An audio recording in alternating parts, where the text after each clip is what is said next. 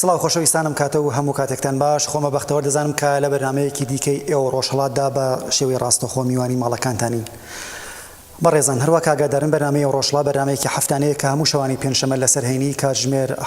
7 بە کاتی هەولێر و 7 و 30 دقە بە کاتی تاران پێشکەش بە ئێوە خۆشەویستان دەکرێت و ئێوە خۆشەویستانیش دەتوانن لە ڕێگای ئەو ژمارە مۆبایلەی کە لەسەر شاشەی ڕۆژهەڵات تیوی دەیبینن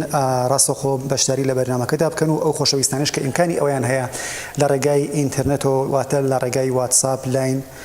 تلگرام و پیجی ئێوە ڕۆژهەڵات با ڕێنووسی کوردی دەتوانن پێیان بۆ ئەم بەرنامەیە بنێرن و هەرچەشنە پرسیار تێبینی یا بۆچوونێکتان بوو لەسەر تەوەرەی بەرنامەکە کە ئەم شەو لەسەر هەڵبژاردننی داهاتووی هەردوو مەجلسی شۆرای ئیسلامی و مەجلسی خۆبرەکانی کۆماری ئیسلامیە دەتوانن ڕاوبۆچوونی خۆتان لەگەڵ ئێمە باقی بینەرانی خۆشەویستە باس بکەن. بۆ ئەم مەبەستاواتە پرسی هەڵبژاردن لە حوتی ڕەشەمەدا کە بڕیارە بەڕێوە بچێ ئێوە خۆشەویستانیش دەتوان بەشداری بکەن و بۆ ئەمە بەستا میوانداری دوو بەڕێز واتە کاک فوادی شێربەگی ئەندامی کۆمەڵە و هەروەها بەڕێز کاکۆی ئەلیار لە ڕێگای سکایپەوە لەگەڵمانە و ئێوە خۆشەویستانیش ئەگەر ڕاوبۆچوونێکتان بوو دەتوانن لەگەڵ ئێمە و میوانانی بەرنامەکە بیهێننە گۆڕێ. کاک فواد سڵاو ئەو کاتتان باش و بەخێربێن بۆ ئەم بەرنامەیە. بۆ ئێوە بۆ هەمکارانتان لە ڕۆژهەڵاتی و ستا لە بینەرانی ئازیز دەکەم و دەستخۆشیتان لێ دەکەم. سپاس کاک فواد هەروە کە ئاماژەمان پێکرد تەوەری بەرنامەکە لەسەر هەڵبژاردنەکانی حوتی ڕەشەمەیە کە بڕیارە بەڕێوە بچێت. چ جیاوازیەک لە نێوان هەڵبژاردنەکانی دەوڵەتان یا وڵاتانی دیموکراتیک هەیە لەگەڵ ئەو هەڵبژاردنەی کە بڕیارە لە حوتی ڕەشەمەدا بەڕێوە بچێت؟ ئێمە گەر لە ماهیەتی کۆماری ئیسلامی وردبینەوە کۆماری ئیسلامی خۆی لە قانونی ئەساسیە لە سووردا معرەفی دەکا سەرچاوەی مەشروعیەتی دەسەڵاتی خۆی بە خوددا دەزانێت. ئەو دەڵێت ویلایەت و دەسەڵاتی خوددایە لە خودداوە دراوە پێغەمبەر لە پێغەمبەرەوە بە ئیمام و دوایش دەورانی غەیبەتی ئیمامی زەمان دەدرێت بە وەلی فەقیه. یعنی ئەو حیز مەشروعیەتێکی بۆ ڕێی خەڵک و بۆ دەنگی خەڵک دانەناوە. ئەوە کە ئەساسی ترین تەفاوت لەبینی یەک سیستمی دموکراتیک و یەک سیستمی ئیستبدادیدا ئەوەیە سیستمی دموکراتیکە مەشروعیەتی دەسەڵاتەکەی خۆی لە خەڵک وەردەگرێت، بەڵام کۆماری ئیسلامی بۆ خۆی بە خاوەن مەشروعیەت و دەنگی خوددا دەزانێت. ئەوە لە یەکیاندا لە دووەمیژە هەر لە وشەی ویلایەتی فەقیهەگە وەرببینەوە کەس پایە و ئەساسی حکوومەتی کۆماری ئیسلامیە وەلی بۆ کەسێک دادەنرێت کە سەرپەرستی و قەیومیەتی کەسێکی هەیە کە بۆ خۆی توانایی عەقڵی نەبێ. لە ڕوانگەی ئیسلامەوە خەڵک توانای عەقڵیان نییە. ویلایەتی فەقیه لەسەر ئەوتی ئەوەی پێی وایە دەبێ سەرپەرستی و ئاگاداری و بەڕێوەبردننی خەڵک بەرەوە بکەم. لە کردەوەشدا یەکێک لە خصوصیاتی ئەساسی دیموکراسی ئاڵوگۆڕکردنی دەسەڵاتە لەلایەن بە تەریقی دەنگدانەوە، بەڵام لە کۆماری ئیسلامی دەسەڵاتێک ئاڵوگۆڕ ناکرێت. لە قانونی ئەساسی ئێران داهاتووە کە دانانی سیاسەتای کولی نظام لە ئەستۆی ڕاهبەرە و لە شەرعی ئیسلامیشدا بەڕێوەبردننی فەرامینی ئیلاهی خەڵک فەقەت دەتوانن کاری بکەن، ناتوانن بۆ خۆیان تەعینی تەکلیفکەن، قانون دابنێن، قانونەکان دانراوە. کۆماری ئیسلامیش هەستە و بنەمایەیە.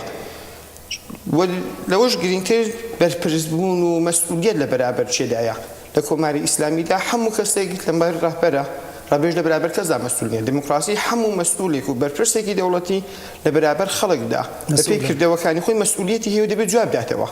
بەڵام لە حکوومەتی جمهوری ئیسلامی هیچ سیستمێکی حکوومەتی خۆی بەوەند موازەف نازانێ وڵامی خەڵک بداتەوە، جوابی خەڵک بداتەوە. پێشگە لەوەش لە سیستمێکی دموکراسیدا دەنگەکان زۆرن، پۆلۆرالیزمێکی عەقیدەتی و ڕێی لە نێو کۆمەڵگادا هەیە کە لەگەڵ لە نێو کۆمەڵگای ئێراندا ئەو شەر ئیجازەی پێ نادرێت. هەروەکو شعاری وەڵ ئینقلاب بوو حیزب فەقەت حیزب الله ئابەر فەقەت ڕوح الله. یعنی وا حیزبێکیان دەسەڵاتێکی سیاسیان قبوڵ نییە کە یەکێک لە معیارهای بوونی دموکراسی و پێشکەوتووی و تەوسە یافتەی سیاسی لە وڵاتێک تەحەزوب و دەنگهای زۆرا و زۆرە و پێشگە لەو ڕعایەتکردنی حقوقی کەمینەکانە، جا چ کەمینە لە دەنگداندا، چ کەمینەی ئاینی، چ کەمینەی حقوقی، کەەوە هەمووی دەکرێت و تەفاوت و جیاوازی سیستمێکی دموکراتیک لەگەڵ کۆماری ئیسلامی نێوان دەبێت. بەڵێ دەمەوێت کاک فواد کاکۆ سڵاو و کاتتان باش و سپاس بۆ بەشداری لە بەرنامەی ڕۆژهەڵاتدا. سڵاو بۆ ئێوە کاک موختار و سڵاو بۆ بینەرانتان و میوانی بەرنامەش. سپاس دەکەن کاکۆ. ڕاوبۆچوونی بەڕێستان لەسەر و پرسیارە جیاوازیەکانی هەڵبژاردن لە وڵاتێکی دیموکراتیک و لە کۆماری ئیسلامیدا. من پێم بەشێک زۆر لەو جوابی ئەو پرسیارەکە فواد ئیشارەی پێکرد من فقط بە دوو نوکتە ئیشارە دەکەم ڕوانگەی تئۆریکی ئەم مەوزوعە پێم وایە کە فواد ئیشارەی پێکرد کە ڕوانگەی ئیدئۆلۆژیکی ئیسلامی کە سیستمی سیاسی ئێرانی لەسەر بنیاد نراوە تەفاوەتەکەی لەگەڵ سیستمێکی دموکراتیک بەڵام ئەو دوو نکتەی کە من دەمەوێت ئیشارەی پێ بکەم یەکیان نەبوونی ئەحزابی سیاسیە کە خۆی لە وڵاتانی دموکراتیک زامنی دموکراسی ینی بوونی ئەحزاب بۆ خۆی دەبێتە نەوەیەک زامنی دموکراسی و انتخابات لەسەر ئەساسی بوونی ئەحزابی سیاسی بنیاد نراوەیەکشیان ئەو نزارەتی ئیستیسوابیە کە لە ئێراندا دراوە بە شوڕای نیگەهبان کە ئەوەش فەرقێکی زۆرە کە لە وڵاتانی دموکراتیکدا ئەو نەوع نەزارەتە بەسەر انتخاباتدا نییە و ئەوە ئەحزابن کە ئەفراد لە فیلتەر دەدەن و نمایندەکانی خۆیان دەنێرن کە لە انتخاباتدا بەشداری بکەن بەڵام لە سیستمی سیاسی ئێراندا چون ئەحزاب موجود نین و ئەفراد دەتوانن بە سوورەتی فەردی شرکت بکەن لە انتخاباتدا شوڕای نیگەهبان هەیە کە شوڕای نیگەهبانیش بەپێی ڕاوبۆچوونی خۆی و ئەو فیلتەرانەی کە هەیەی خەڵکانێکی مشخص دەتوانن لەم فیلتەرانە عبور بکەن و بەشداری بکەن لە انتخاباتدا ینی ببنە کاندید بۆ خەڵکانێکیشن کە ناتوانن لەو حەقە کە حەقی هەر شارومەندێک دەتوانێت بێ لە کۆمەڵگادا مەحروم دەبن. کاکوارواکە بەجێ لە جۆرەکان بڕێستان ئاماژتان پێکرد چەندین ئۆرگان و ناوەندی یاسایی بەپێی یاساکانی کۆماری ئیسلامی لە ڕژیمی کۆماری ئیسلامیدا بوونیان هەیە ئەو ئۆرگان و ناوەندە یاسایانە کامانن کە لەمپەرن لە پێش بەرەو پێشبردننی هەڵبژاردنێکی ئازاد و دیموکراتیکدا و چ کاریگەریان هەیە لە بەڕێوەچوونی هەڵبژاردنێکی ئازاددا لە مەرحلەی ئەوڵدا دیارە بەبێەوە کەم فرەوێژی بکەم لەو مەوردەوە چون زۆر کوتراوە ئەسلی سیستمی سیاسی جمهوری ئیسلامیە کە ئیستلاحانەوەی لە کوردیدا پێ دەڵێن خۆی لە خۆیدا بۆ خۆی بۆتە مانعێکی گەورە بۆی تعدادێکی هێزگار زۆر لە خەڵکی ئێران نەتوان لەم پرۆسەیەدا بەشداری بکەن ئەحزابی سیاسی لە دەرەوە نەتوان بەشداری بکەن خەڵکانێکی زۆر وەلان دراون کەسانێک کە ئەم چوارچێوەی ویلایەتی فەقیه و نظامی جمهوری ئیسلامیان لە کولیەتی خۆیدا قبول نەبێ ناتوان لەم انتخاباتەدا بەشداری بکەن ئەمە حاڵەتە کولیەتەکەیەتی کە نظام بۆ خۆی مانعەکە بەڵام ئەگەر بینە چوارچێوەی نظامی جمهوری ئیسلامیشەوە دیارە وەزارەتی کشور وەزیفەی بەرگوزاری انتخاباتی هەیە ئیستلاحاً ئەوان مجری بەرگوزاری انتخاباتن کە ئەمە بخۆی نهادێکی قانونیە کە انتخاباتەکە بەڕێوە دەبا و هەیئەتهای هەیە کە دێنەرێ بە وڵاتانەکان و شارەکان و ئەوان لەوێ ئاگادار و بەڕێوەبەری انتخاباتەکەن و ئەوە ئیشارەشم پێکرد شوڕای نیگەهبانە کە ئەم فیلتەرەیە کە مانعێکی گەورەیە تەنانەت لە چوارچێوەی نظامی جمهوری ئیسلامیشدا فیلتەری زۆر زۆر قەوی هەیە کە نایەوێت کەسانێکی مشخص کە پەیوانیە بە مەسلحەتی نظامی جمهوری ئیسلامی لە انتخاباتدا بتوان ببنە کاندیدێمە لە دەورەکانی پێشوودا و لەو دەورەیەشدا من پێم وایە هەر دەیبینین دیومانە کەسانێک وەک کاشمێر رەفسەنجانی تەنانەت لە فیلتەری شوڕای نیگەهبان نەیانتوانیوە بگوزارێن کەسانێک وەک خاتەمی و کەسانێکی زۆر لە سیستمی جمهوری ئیسلامیدا کە کار بەدەست بوون نەیانتوانیوە لەو فیلتەرە عبور بکەن بۆیە ئەم دوو ئۆرگانە سەرەکیترین ئۆرگانهای بەڕێوەبەری و نزارەت بەسەر انتخاباتدان کە دیارە وەزارەتی کشور سەر بە دەوڵەتە و لە مەرحلەهایەکدا لەم مەرحلەی ئێستادا دیارە من ئێستا ناسم ڕەنگە دواتر ئیشارەی پێ بکەین کە لەم مەرحلەیەدا نەوعێک کێشە و ململانیش دەبینین بینی وەزارەتی کشور کە سەر بە دەوڵەت و ڕوحانیە و شوڕای نیگەهبان کە لەژێر نەزەری ڕەحبەرە و ئەم بۆچوونە جیاوازە سیاسیانە لە چوارچێوەی نظامدا دەتوانێت تەنانەت بینی ئەو دوو ئۆرگانەش کێشە بخڵقێنێ بەڵام سەرەکی ترین ئۆرگانهای بەڕێوەبەری لە کولیەتی نظامدا ئەو دوو ئۆرگانی وەزارەتی کشور و یعنی وەزارەتی ناوخۆ و شوڕای نیگەهبانن. بەڵێ کاکۆ دێم وڵات کاک فواد ڕای ئێوە لەسەر و پرسیارە ئەو ئۆرگان و ناوەندانە چین کە بە پێی یاساکانی کۆماری ئیسلامی لەمپەرن لەبەرەوە پێشبردننی هەڵبژاردنێکی ئازاددا دوو بەشە بەشێکی پێش دەستپێکردنی پرۆسەی انتخاباتە کە شوڕای نیگەهبان و هەرە و داستانی نزارەتی ئیستیسوابیە کە زۆر ئێسەکراوە نزارەتی ئیستیسوابی لە وڵاتانی پێشکەوتوودا چاودێریە کە هەرو کاکۆ ئیشارەی پێکرد حیزبەکانن کاندیداتۆرەکان تەعینی سەلاحیەت دەکەن و سەلاحیەتەکەیان دادەنێن و بەشێکیشی لە وەزیفەی دادگوستەری هەر وڵاتێکە بەڵام لە ئێران ئەو نزارەتە لەلایەن چێوەیە خودی شوڕای نیگەهبان پێکاتەکەی 6 دانە ڕوحانی یان مەلایە کە شخصی ڕەهبەر تەعینیان دەکا و لەگەڵ ئارا و نەزەریاتی ڕەهبەر یەک دەست و هاوڕاین 6 دانە حقوقدانیشە کە لە لایەن مەجلیسەوە دەنگیان پێدرێت و شوڕایەدا هەن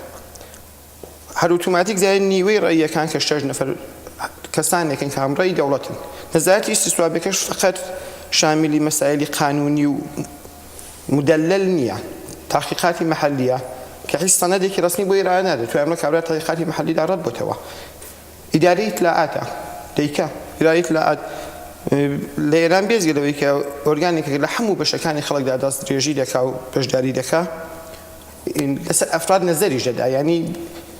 لە قانونی ئەساسی ئێراندا کەسێک کە دەبێتە هەر نمایەندەگیەک شتێکی ئێعتقاد و ئیلتزامی عەمەلی بە نظامی ویلایەتی فەقیه. ئەگەر ئێعتقادەکە فقط بڵین لە قسەیە و تەفتیشی عەقایدە بۆ خۆی گوناحێکی گەورەیە، ئیلتزامی عەمەلیەکەشی ئیسپاتکردنی ئەو ئێعتقادی خۆتە، دەیەوێت بەکردەوە ئەوەت ئیسپات کرد بێ و فقط ئەوەی مخالیفشینی نابێتە دلیلی ئەوەی کە تۆ تایری سەلاحیەت بکڕی. بەکردەوە ئیسپاتکردنەکەشی بۆ خۆمان زۆر چاک دەزانین کە دەبێت چۆن وەفاداری و خزمەتی خۆت بە کۆماری ئیسلامی و تئۆری و ئیدئۆلۆژی بێتی ڕاهبەری ڕاگەیان بێ. و دوای ئەوەش لە ئیزرای ئینتخاباتەکەشدا بەڕێوەبردنەکەی بەدەست وەزارەتی ناوخۆ یا وەزارەتی کشتۆرە چاودێرەکەی بەدەست شورای نیگابانە کە ئێمە چەندین جار دیتومانە سندوقیان باتڵ کردووە، فشاریان ناناوە. ئێمە لە ڕزایە بە لا حەسەین دەیکوت هەڵبژاردنەکان ڕکابەریەک بوو بینی کوردێک و تورکێک دەکو کوردێکە بۆ خۆشی لە سندوقەکە بێتە دەرێ من ناڵم چێتە مەجلیس، یعنی هەرواشیان کرد. نمایندەی کردبوون بە ساڵی 78 بوو پێم وابێ چەندین سندوقیان باتڵ کردەوە کە بچێتە مەرحەلەی دووەم، چونکە نەزارەتەکەش بە شورای نیگابانە، ینی زۆر ڕاحەت لەوێکیان دەتوانێت سندوق باتڵ کاتەوە. تەقەلوبهای سازمان یافتە تەواوی نیروهای نظامی و ئۆرتۆشی و سوپا بە دەستور و بێش نازنامە ڕای دەدەن کە ڕایەکانیان سازمان یافتەی دەوڵەتیە هەر تەقەلوبێکی گوستەردەی دەوڵەتیە کە بە نەفی نمایندەکانی خۆیان دەتوانن بیکەن. و دوای هەڵبژاردنیش لەمپەرێکە یا تەئیدنامەی ئەو نوێنەرە لە مەجلیسە کە لە خودی مەجلیسیش دەستانێکن کە بەهێز و توانە تەئسیر دادنێن کە ئەو اعتبارنامەی ئەو نوێنەرێکە هەڵبژێریژاویشە تەئید بکرێت تەئید نەکرێت توانێت لە مەجلیس بەشدار بێ. بەڵێ کاک فادێ وڵات هەروە کە ئاماژەمان پێکە بینەرانی خۆشەویستیش دەتوانن لە ڕێگای وایبر و واتساپ و لاین و هەروەها تلگرام و پیجی ئێوە ڕۆژهەڵات باڕێ نووسی کوردی دەتوانن بەشداری لە بەرنامەکەدا بکەن و چەند کەسێک لە بینەرانی خۆشەویست ڕاوبۆچوونی خۆیان نووسیە کە من لێرەدا ناوە پێشکەش بێەوە خۆشەویستانی دەکەم. یەکێک لە بینەران دەڵێت بۆ هەڵبژاردننی خولی دەیەمی پارلەمانی ئێران 12123 کەس ناونووسیان کردووە کە لەو ژمارەیە 1434 کەسیان ژنێن واتە نزیک 12% لە ژنان پێکاتون کە ئەمە ڕێژەیەکی کەمە و نیشان لەوەدا کە لەمپەرهای یاسایی کۆمەڵایەتی و کللتوری لە پێشکەشەی ژناندا بوونیان هەیە. بینەرێکی دیکە دەڵێت لە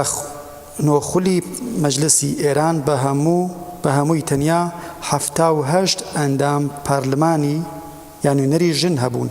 لەو ژمارەیە 28 کەسیان زیاتر لە جارێک بوونەتە ئەندامی مەجلس و واتە تەنیا 50 ژن لە نۆخولی ڕابردوودا بوونەتە نوێنەری مەجلس. کاکۆ دێمەوە خزمەتت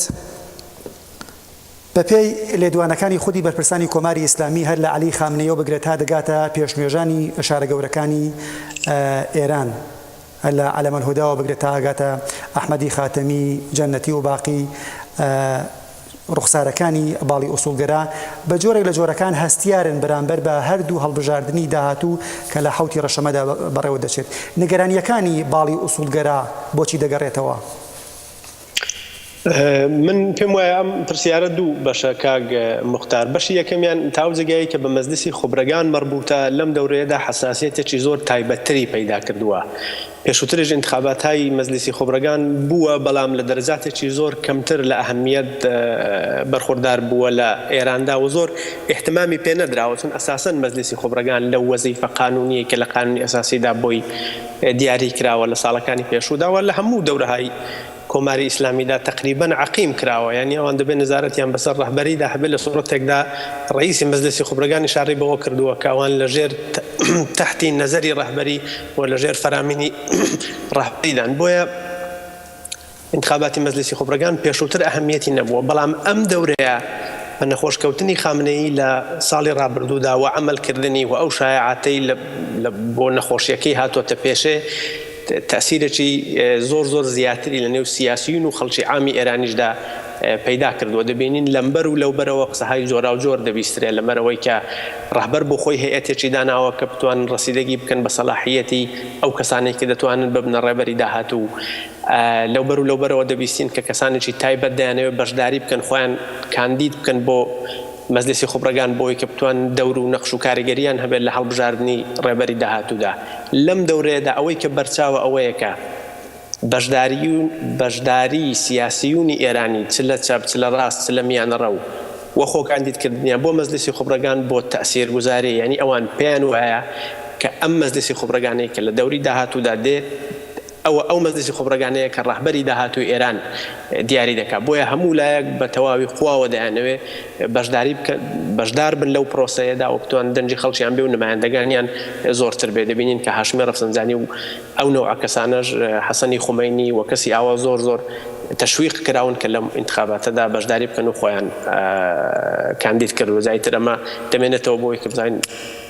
شورای نیگەهبان سەلاحیەتیان تەئید دەکایاننا. بۆیە ئەوە مەجلیسی خۆبرەگان کە بەو دەلیلە ئەو ئەهەمیەتی پەیدا کردو ئەم دەورەیە کە دەورەکانی پێشوو ئەو ئەهمیەتەمان نەدەدی. ئەوەی کە دەگەڕێتەوە بۆ مەجلیسی شورای ئیسلامیش پارلەمانی ئێرانیش دیارە و هەمیشە کاریگەری خۆی بووە بۆ خەڵکی ئێران، چون انتخاباتێکی مەحەلیە و تەئسیری ڕاستەوخۆی زۆرجار بەسەر ژیانی خەڵکەوە هەیە و خەڵک بەنەوەیەک جموجۆشی زیاتر لە فەزای سیاسی ئێراندا دروست دەکات، بەتایبەتی لە مەناتق لە تاران ڕەنگە انتخاباتی ریاست جمهوری زۆر مهمتر بێ، بەڵام لە مەناتقی جۆرا و جۆری ئێران انتخاباتی مەجلیسی شورای ئیسلامی مهمە. لەم دەورەیەشدا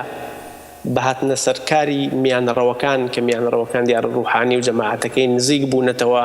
و ئیسلاح تەڵەبەکان ناچارن خۆیان نزیک کردوتەوە لە میانەڕەوەکان و نەوعێک هاوکاری و هاوفکری دەبینین لە بینی ئیسلاح تەڵەبانی ئێرانی و میانەڕەوەکاندا و لەم بەریشەوە ئوسولگەراکان ئەمە نەوعێک ململانی دروست کردووە کە هەر کامیان بتوان ڕێژەیەکی زیاتر نوێنەر بنێرنە نێو پارلەمانی ئێرانەوە و فەزای انتخاباتیەکەی بە نەوعێک لە نێو خۆیاندا گەرمتر کردووە. ئەوە ئەهەمیەتە سەرەکیەکێتی. ئەوەی کە ئشارەش پێ دەکرێت لەوبەر و لەوبەرەوە کە ئەم انتخاباتە زۆر مهمە. دیارە هەموو دەورەیەک و لە هەموو انتخاباتێک داوان ئشارە بەوە دەکەن کە ئەم انتخاباتەیە کە زۆر مهمە، بەڵام سازان و تەوافقی هەستەئیش لەگەڵ ئەمریکا نابێت نادیدە بگرین کە بەتایبەتی بۆ باڵی ئوسولگەرا بە نەوعێک دروستە ڕەهبەر موافقەتی کردووە، بەڵام ئەوان بە نەوعێک ئیمتیازدانی ئێرانی دەبینن و نەوعێک ترس و نیگەرانی و دڵڕاوچیان لە شلبوونەوەی پایەهای ئیدئۆلۆژیک و سیاسی نظامی جمهوری ئیسلامی هەیە. خامنەی مدەتێک لەوە پێش ئشارەی بەوە کرد کە بە هیچ شێوەیەک نابێت کەسانێک کە احتمالی هەیە ستۆنی پێنجی دژمن بن ئیستلاحان یا هاوکاریان هەبێت لەگەڵ دەرەوەی ئێران لە انتخاباتدا بەشداری بکەنەوە، نیشان دەکەنەوەیەک نیگەرانیان لە ناوەوەی خۆیان هەیە. تەوافقەکەیان لە دەرێ کردووە، بەڵام نیگەران لە ناوەش بە نەوعێک ئیسلاح تەڵەبەکان ئەو کەسانی کە ئەوان بە خەتەریان دەبینن بتوان ڕێژەیان زۆر بێت لە پارلەمانی ئێراندا. من پتر ئەهەمیەتەکەی لەوانەدا دەبینم. بەڵێ دێم وڵات کاکە فواد ڕێی بەڕێستان لەسەر پرسیارە باڵی ئوسولگەرا هەروە کاماژمان پێکرد هەر لە عەلی خامنەیەوە بگرێت تا دەگاتە ئەندامانی لاخوار و هەتوە حتا نوێنەرانی باڵی ئوسولگەرا لە مەجلس بە جۆرە لە جۆرەکان دژایەتی خۆیان لە خۆ کاندیدکردنی حەسەن خومەینی، هاشمی ڕەفسەنجانی و کەسانی نزیک لە ئەوان بۆ مەجلیسی خۆبرەگان دەربڕی. نیگەرانیەکانی باڵی ئوسولگەرا بۆچی دەگەڕێتەوە لەو بارەوە؟ ئەمە وەکو کاکاکودا بەشی کرد مەجلیسی خۆبرەگان بەجێ ئاستان کەم هەرکیان فیمای سیاسەتێکی ڕژیمی لە پشتە بۆ خۆی گەرمترکردنەکەیەتی. لە پێشدا لە مەجلیسی خۆبرەگان دووشت کە مهمە لە توولی ئەو چەندین ساڵەدا کەمترین بەشی مشارکەتی خەڵکی انتخاباتی مەجلیسی خۆبرەگان بۆ ئەهمیەتیان بۆی نەبووە. ئەوەی کە لە هەر وڵاتێک ئەگەر چەند انتخابات بەرگوزار دەکرێت ئەو لەبێتمەندی دەکرێت کامیان بۆ خەڵک مهمە، کامیان ئەهمیەتی نییە کە مەجلیسی خۆبرەگان لێران کەمترین ڕێژەی بەشداری بووە. لێنیانە لەگەڵ انتخاباتێکی محلی تر تێکەڵاویان کردووە کە ڕێژەی بەشداریەکەی بەرنەسەری و بۆ خۆشیان کەمێک بازارگەرمی بۆ دەکەن و بازارگەرمی بۆ چییە؟ هەرێکیان سیاسەتی خودی ڕژیمە. یەکێک لە مشکلاتی ئەساسی سیستمی جمهوری ئیسلامی نظامی وڵایەتی فقیه و ڕاهبەرەکەیەتی. بۆ خۆیان هەیە ئەو شتە تەزدیقکەن بنێ خەڵکەوە کە ئومیدێکەیە بە مردنی خامنەی گۆڕانکاریەک بێتە پێشیە. هەر تەزدیقی ئەو سیاسەتە منفعلکردنەوەی خەڵکە بۆ چاوەڕێبوون و انتزار ئەوەی کە خامنەی ببرێ، کە لە حاڵێکدا خامنەی نەفەرە سیستم دەیە بچێتە ژێر سوالەوە. حساسیتەکەشی لەوەدایە کە لە دەورانی دوای مردنی خومەینیش دیتمان مەجلیسی خۆبرەگان تەئسیری بوو لە دانانی خامنەی نەک وەکو قەویترین کەس و مۆری تەوافقترین کەس بوو. خەویترین کەس نەبوو هەندێک باری علمیۆنە باری ئیزراییەوە خەویترین مەلان ڕوحانیە و مەجلیسە نەبوو زەعیفترین کەسێک بوو کە حوسەنگیەکە و تەوازونی قواکەی نێوخواین تێک نەیەدا بۆیە تەوافقانە سەر کرد ناکەسانێکی زۆر لەو با نفوسرە و دەورەیە هەبوون و نکتەیەکی کەش کە ئیشارەی دەبێت پێ بکەم ئەوەیە کە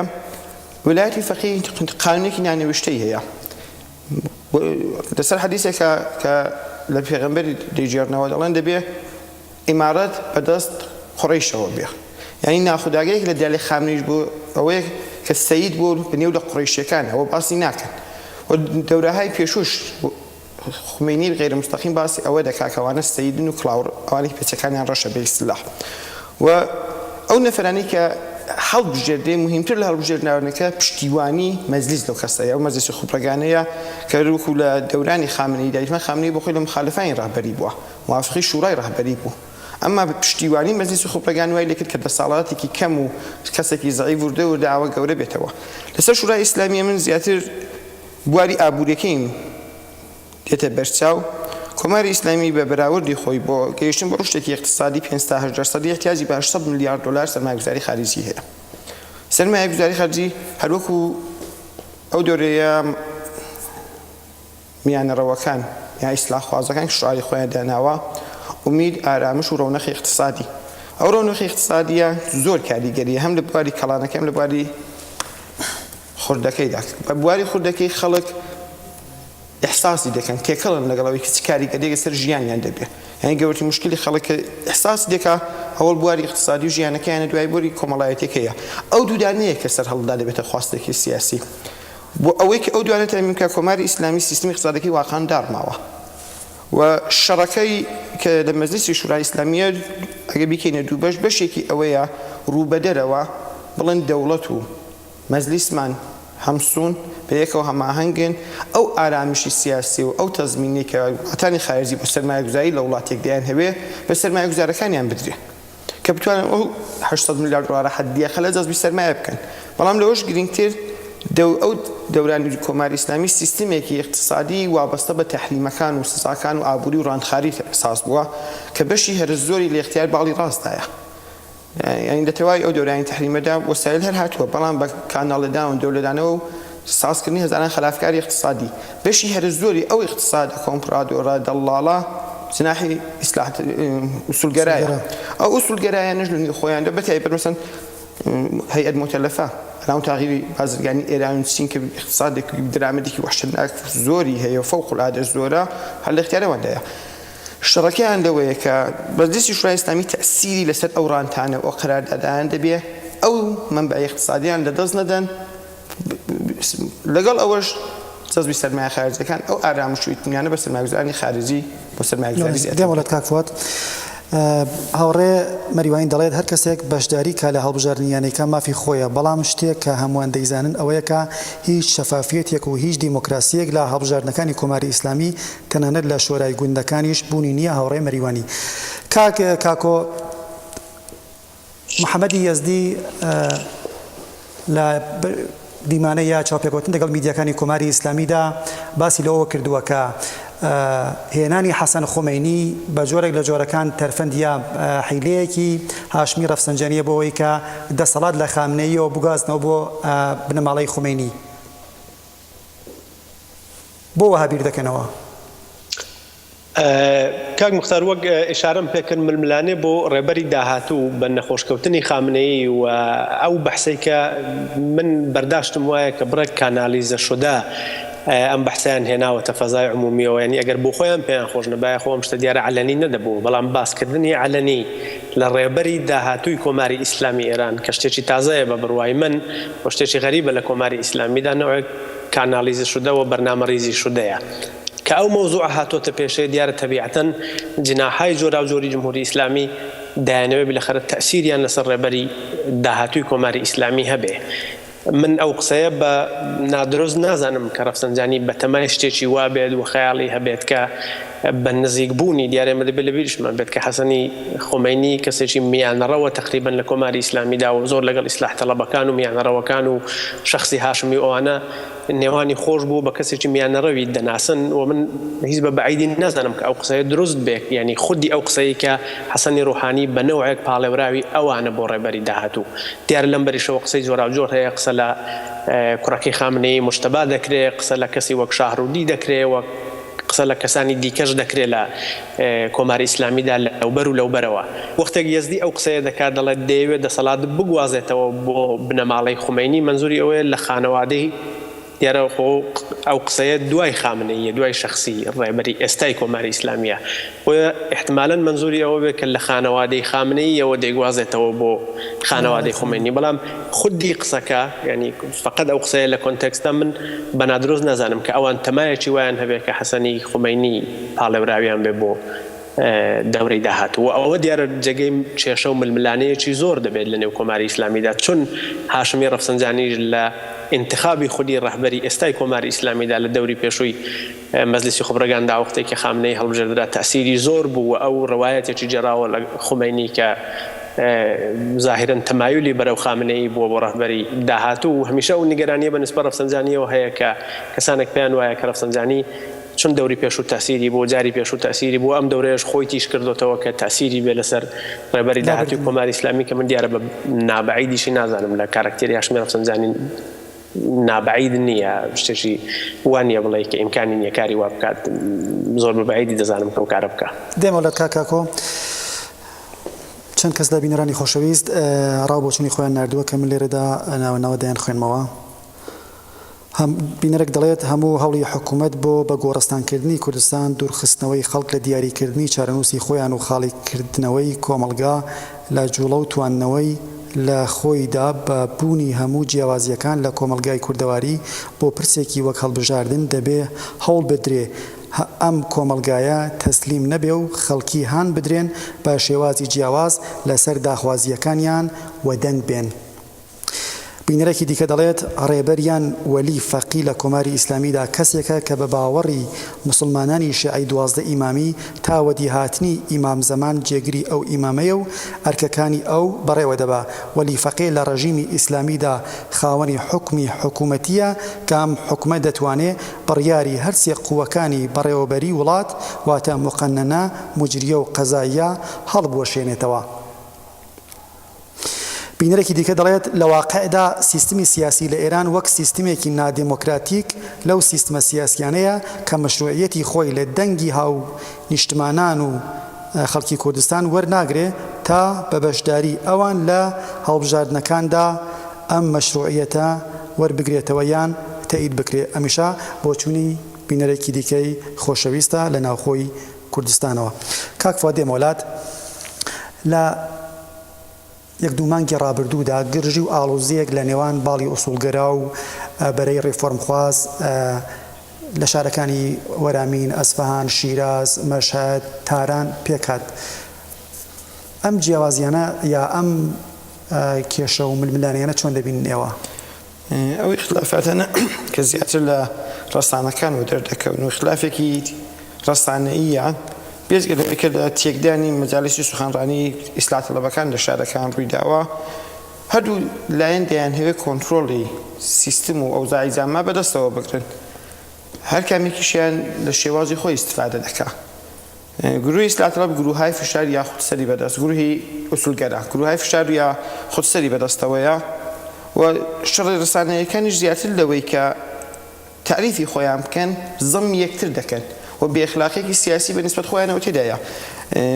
مبارزاتی تەبلیغاتی و انتخاباتی تۆ دەبێت تواناکانی خۆت نێوبەری توانایی خۆت بە خەڵک بناسێنی شتێکی کە بە ئەخلاق و پرەنسیب بێ بەڵام لە کۆماری ئیسلامی چونکە خودی انتخاباتەکە ئەخلاق و پرەنسیبی نییە ڕقابەتەکەش زیاتر بە بێئەخلاقی و خراپکردن و تۆمەتدان و شێوان و فشاری فیزیکی بۆ سەر یەکتر ڕوودەدا بەشێکی بۆەیە کە هێژمونی لایەنێک هێژمونی خۆی بەسەر لایەنی کەدا پسەپێنێ بە تایبەت ئوسولگەرەکان کە لە بواری تعدادی دەنگەوە دەزانن کەمیان لێن هەیە دەزانن احتمالی هەیە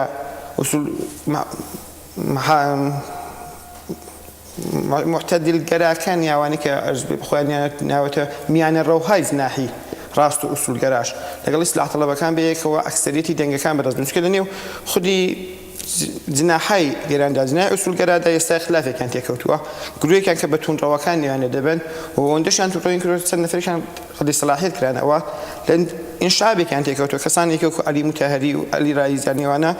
یای خودی خۆیان ناوەتە میان ئوسولگەرایەکی میانە ڕەوتر نیە خۆیان ناوەتە ئەو لیان زیابوونەتەوە بە تایبەتیش خراوە بوو لیبەلیستی هاوبەش بەشداری بکەن نیانتوانین تەوافق بکەن ئەوە زەربەیەکی زۆری لەنێو خۆیاندا لێداون چکە ڕێیەکانی وان سونەتیە ئەنی ڕێیهایەکی سونەتیە زۆر لەسەر کەمپین انتخاباتەکە تەأسیری بۆ زۆربوون نێوەری تەأسیری زۆر دادەنێت لە کەمبوونەوەی ڕێیەکانیان ئەو شکافێکە لەنێو ئەوان داساز بوو وای کرد لەلایەنی گەڕان کە تا دوێنێ دژمنی خۆیان دەزانین کە بە خۆیان پێیان دەکردن ئینحرافیون داوەدەستەی ڕەحیم مەشایی و ئەحمەدی نژاد ئێستا باڵی تونڕەوی ئوسولگەرا لەگەڵ ئینحرافیون داوەدەستی ئەحمەدی نژاد وەکو ئیتلافێکیان ساز کردووە ئیسلاح خوازانیش بێ ئەوەی ڕسمە ئەلامیکەن بۆ خۆیان ستارێکی مشترەکیان ساز کردووە تەجروبەیەک لە ساڵی 92 وەرگن و بە لیستێکی تەنیا بەشداری بکەن کە دەتوانێت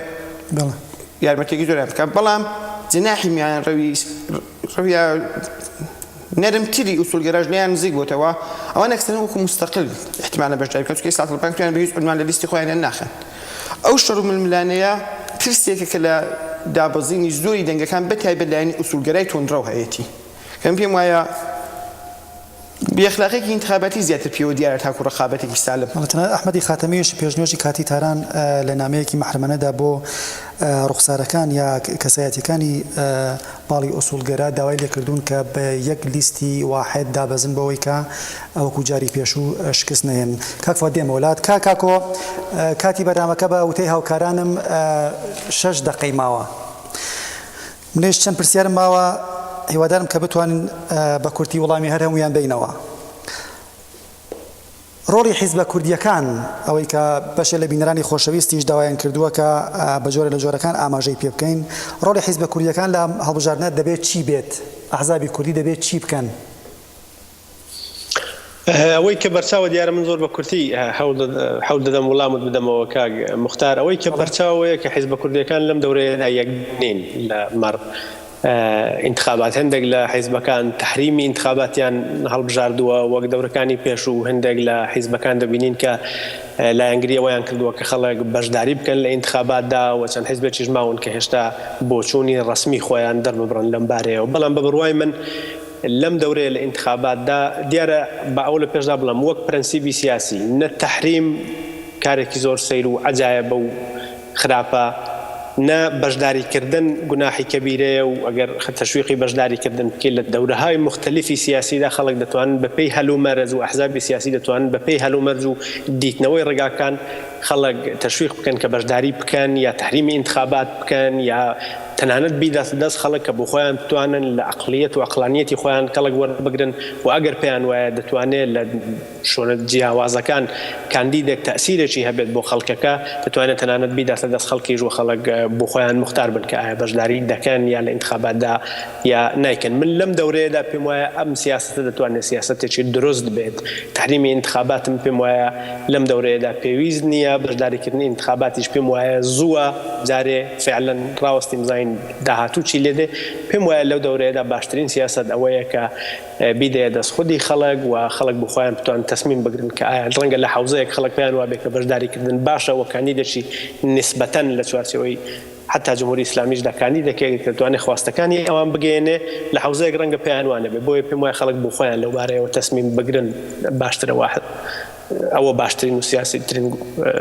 سیاست و گونجاوترینیانە لەم دەورەیەدا بڵێ کاکۆ بەداخەوە هەوڕێیان هۆکار ماماژاکەن کە 2 دقە کاتمان ماوە و سپاس بەوەی کە تا ئێستا بەشداریت لە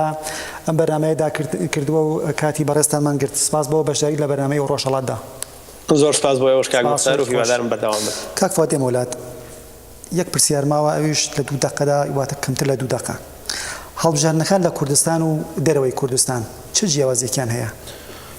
کوردستان بە بۆنەی بوونی حیزبە سیاسیەکانی خۆیەوە لەباری سیاسیەوە لە زۆر بەشی ئێران لە پێشترا زۆر گەمی سیاسی کە لە ئێران دەکرێت چەند جناحی ئوسولگەرا ناتوانێت لە کوردستان لە هەر لە هیچ قسمەتێکی جێک ئەپەیەکی هەبێ زنا ئێستا تەڵەب توانیوێتی بەشێک بنێو جبهەی متحدی کورد یا ئیسلاخوازانی کورد بەلای خۆی ڕاکێشێ وەلی واقعیەت هەیە هەروەکو حیزبەکانیش باسی دەکەن ئێمە انتخاباتەکە بە انتخاباتی سیستمێکی دموکراتیک نازانین ئەو انتخاباتە وەلی وەکو سنەتی حیزبەکان بەتای بە سنەتی کۆمەڵە هەر شتێک جەماوەر حزوری هەبێ کۆمەڵە وەزیفەی و بە ئەرکی خۆی دەزانێت نێو جەماعەتدا تێکەڵاو بێ جا حتا ئەگە تەحریمیشی بکات کۆمەڵە یا حتا قەتعەن کە تأييدي سيستمي انتخاباتك ناكري دكاتوا وتحريمش كردويتي هميشه فعال بوا لمنفعل بون او بريارين دعوة لفعاليات بون ولجورك بكردوا درهناني خاصة خلقها وجوازيكي كزور لكردستان لبرساوا لكردستان خلافه كان زور سياسي تفورازني زيادة رقابتك بين كسانك محلية خلق ديان اصلا خدمو كسيان هي خيل وعشيرات يعني هي ويا خدمت يعني كردوا کۆمەڵی ئیسلامیش خۆی لەو ڕاستە کاری کردووە دقيقا كومار اسلامي وش خود زان كردستان زور للسياسي دو بيشكوتو ترك فريوي تنا حراس وتسبي مركز بخوا لكل خلقي كل جواب جزء إنه نيرك كاسة المجلس كاسيني كتب تواني بوبشي كي كردايتي وشور جرايتي لسه سابي كاسة كلا خويا بلام أول برتاو دقرن كآية دتوانية خدمتك وشارتي ببرنامج بوجد على امتياز والقتنيك على بوي صادق بشارك بكيانا سپاس کاک کاتی بەرامەکە ڕوو لە کۆتایی منیش یەک پەیامی بینەرانی خۆشەویست دەخوێنمەوە دەڵێت جیاوازی هەڵبژاردننی ئەم سات لەگەڵ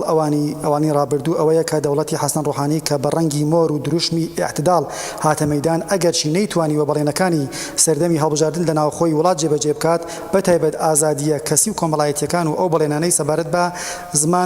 زمان و ئەو بەڵێنانەی کە بە نەتەوەکانی دابوو هەروەها ڕێژەی ئەعدامەکان نەک هەر کەمی نەکردووە بگرە زیاتریش بووە و لە ڕاستیدا ڕەنگەمەوەرەکەی زیاتر بە لاملی لە سێدارە دراوەکانەوە دیار بوو تا